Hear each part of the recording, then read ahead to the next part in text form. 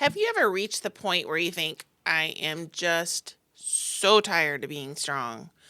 Not because you're giving up, but because you've been carrying anxiety, stress, emotional exhaustion for so long that pushing harder just isn't working anymore. Today, we're talking about the difference between white knuckle survival and wisdom guided perseverance, and how you can keep moving forward without burning out your nervous system. Do you want to achieve your goals, but anxiety is tripping you up? Like to keep those fun weekend plans, but depression has you counseling again? Hey, I'm Lori, dog mom, lover of nature, and hygge enthusiast. Positive psychology skills help me overcome chronic severe PTSD. If you're ready to learn how to overcome your anxiety and depression and rediscover happiness and purpose in life, then get your cozy on and let's get started. Welcome back to Practical Solutions for PTSD. I've been talking to you a lot about the Calm Emotional Overwhelm workshop and encouraging you all to sign up. Today I want to just lay it out for you and what you can expect when you sign up for the workshop. So we're going to talk about 3 basic tools that can really help you make those small shifts that can change how your body handles stress and anxiety, depression, etc. So the first one is positive perseverance. And we're actually going to touch on perseverance today, but we're going to get into a little bit more in the workshop. We're going to talk about how gratitude, hope, and grit can help your brain notice progress and possibilities again. We're also going to talk about perspective. You'll learn how to shift the way you interpret stressful situations so your emotional response becomes more manageable. And the third thing we're going to talk about is purpose. And we've talked about some over the last couple weeks here, but you'll learn a little bit more about how you'll connect daily actions to meaning so discouragement doesn't take over your motivation. You'll also receive a simple 5-minute daily reflection practice that you can continue using after the workshop. We're focusing on small steps, steady progress, and real change.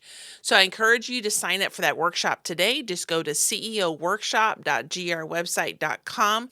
Again, you can go to ceoworkshop.grwebsite.com. This will be on April the 21st at 10 o'clock Central Time. It is live and it's free. So yay, double bonus. So just go to ceoworkshop.grwebsite.com and sign up today. So today we're going to talk about perseverance, as I mentioned already in the introduction, and then also when we were talking about the workshop. There's a lot of times you get to the place when you're dealing with stress and anxiety or depression or burnout or whatever that may be. There are moments in time when you feel like you just cannot be strong anymore. You've reached the end. You just cannot take another step. Maybe you've been managing anxiety symptoms for years, or the depression has taken all the flavor out of life. Maybe relationships have just been hard and you've spent a long time holding everything together. And eventually you just get to the place like, I don't know how much longer I can keep doing this. This is what we're going to talk about today, because perseverance doesn't have to mean white-knuckling your way through survival. A lot of us were taught that perseverance means pushing harder. You just keep going. You try harder. You don't quit. You don't feel. And I had someone tell me just recently, people just tell me I just keep going. I don't give up. But you keep going until you just run yourself right off a cliff. And we don't want to do that. Or some of us already have, and we're trying to climb ourselves out of it. So you grip the steering wheel of life with emotional white knuckles and try to force your way through. And for a while, that can work. I did it. That's actually part of what got me where I am today, but I did it and it worked for a while. But the nervous system was never designed to live in constant pressure. And eventually that white knuckle perseverance leads to exhaustion, emotional numbness, increased anxiety symptoms, and sometimes deeper depression. This is especially true for people navigating PTSD. If you're dealing with seasonal depression or chronic stress, your body begins to signal something important. It's not failure, it's limits. Boundaries, yay! And limits are not the enemy. Sometimes they are wisdom knocking at the door. So there's another kind of perseverance other than white knuckling it. And it isn't driven by pressure, which you feel so much when you're white knuckling your way through and just pushing harder. You feel so much pressure. So this is guided by discernment. This other kind of perseverance is guided by discernment. So instead of asking, how do I push harder today? Wisdom asks two different questions. What is mine to carry today? And what is not mine to carry anymore?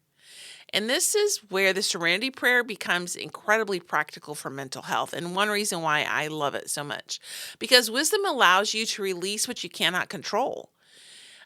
It focuses your energy on what you can influence and paces your efforts instead of forcing it. And folks, I don't have this mastered. I'm not perfect at this. I'm lots better than I used to be, though. But this is something we have to work at, actively work at engaging in on a regular basis, because the tendency is just, I can buckle down and push harder. This is a common thing in our society. White-knuckle perseverance tries to control everything, though. It's like, I can do this. I can affect everything. I can impact everything. Wisdom-guided perseverance focuses only on what truly matters. And there's the key. Is it really important that I do all of this to make an impact, or do I need to focus on what's truly important? That shift alone reduces nervous system stress dramatically, because suddenly you're not trying to carry the entire world on your shoulders, just the part that belongs to you and only your responsibilities. You're not trying to carry everybody else's responsibilities. One of the most overlooked tools for sustained perseverance is something many of us struggle with, and I've already given you a hint. Can you say it with me? Boundaries. Oh my goodness, this is so neglected and so hard to do. When you're someone who cares deeply, someone who wants to help, someone who has spent years being the quote strong one, boundaries can feel uncomfortable because you have to say no. And you might think, if I say no, I'm letting people down. If I slow down, things will fall apart. If I don't hold everything together, who will? I dealt with that. I've dealt with that more than once. When I was in Kuwait, I felt like if I didn't do it, especially when other people weren't stepping up to the plate, it's like, I have to do it. If I don't do it, everything's going to fail. So instead of setting limits, we overextend ourselves. We give energy we don't have. We carry responsibilities that were never ours to carry in the first place. We push past all those signals that our nervous system is constantly sending to us. And eventually, the body pushes back. And I've told friends this more than once. There are times you have to do that. There are times you have to really push. But know this, your body will demand payment eventually. And it'll show up in things like exhaustion, anxiety symptoms, and emotional shutdown. Boundaries are not selfish. I'm going to say this again because many people think that they are. Boundaries are not selfish. They are a way to protect and manage your energy so that you can be there for the people who need you the most. They are protective wisdom. Boundaries allow you to persevere in the things that actually matter because you are no longer pouring your energy into everything. Now, one of my former bosses, Jim, I don't know if he's listening today. I will acknowledge you for this. He used to tell us this all the time at work. If everything is important, nothing is important. If everything is important, nothing is important. You have to learn to prioritize and to pick those things that are truly important over the urgent sometimes. Sometimes the urgent is just screaming at you. Do this, do that, go here, accomplish this. You got to do this. You have to focus on what's truly important and focus on that first. So boundaries help you ask the important question. Is this responsibility mine to carry? Sometimes the wisest form of perseverance is not doing more. Sometimes it is releasing what was never yours to hold. And with a slightly type A personality and one of those people that likes to jump in wholeheartedly into anything I do, I have to remind myself of this periodically. I just had to do this for myself not too long ago. I was working 10 to 12 hour days and you can't keep that up. You can do that a short time, but you can't keep that up. And a friend of mine helped me remind me, and I had to go back between me and the Lord and set some boundaries and change some things. I had to start releasing the urgent and focusing on the important, releasing those things. Maybe they are, like if I don't do them, nobody will. Does that necessarily mean they have to be done? Maybe not. Maybe I can just let them go altogether and trust God with the results. So sometimes in releasing what was never yours to hold, it's releasing those responsibilities that we put upon ourselves that God never intended us to carry. When we practice healthy boundaries, something powerful happens in the nervous system. The constant pressure eases. I mean, just in this very recent example, when I was like, okay, I am not working past a certain time. When it hit that time, I felt such a release because I was off work. Like, truly, it's so hard to take off work when you're working for yourself. But I was off. I was done. I was finished, and the pressure was gone. So your mind no longer feels responsible for fixing every single problem. And suddenly, perseverance becomes sustainable again. Not because life became easier, but because you're finally carrying only what belongs to you or only what you're supposed to be picking up. So the difference between pressure and sustainable strength.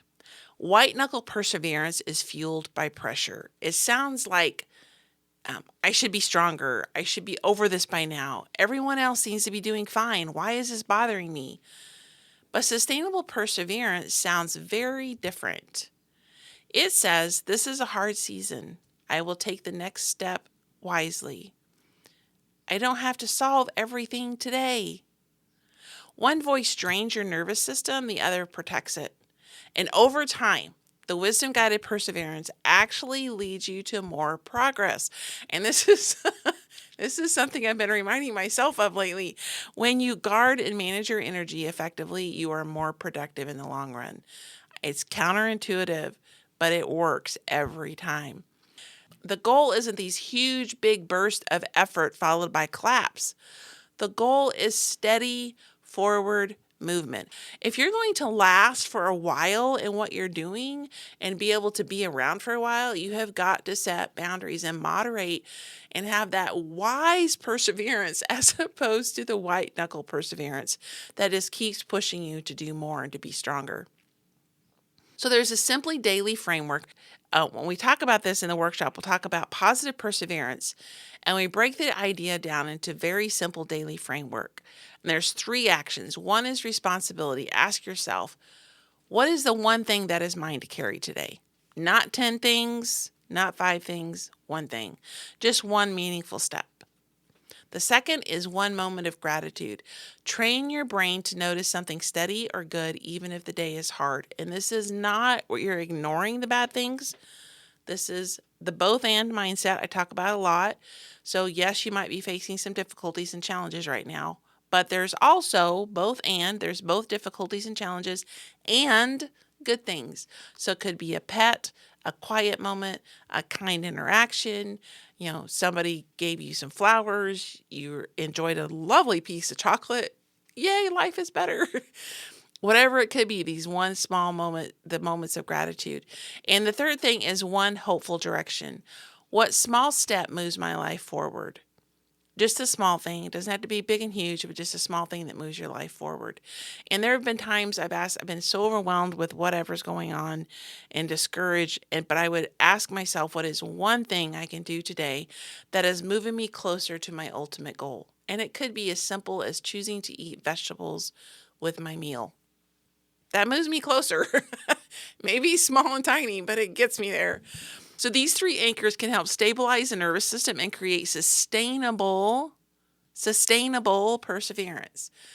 Not exhausting pressure, just wise forward movement. So if you're tired of being strong today, please hear this. You do not have to carry everything.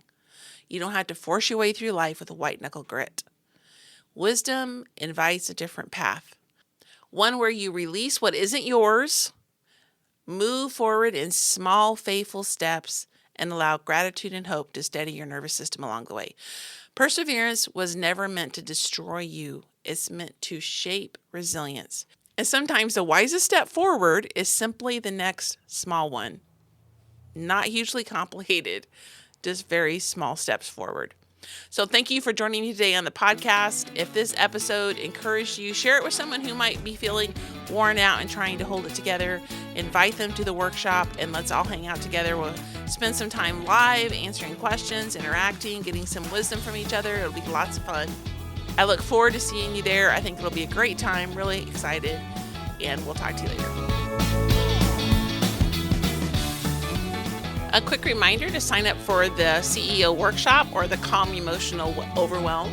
Just go to ceoworkshop.grwebsite.com and sign up now.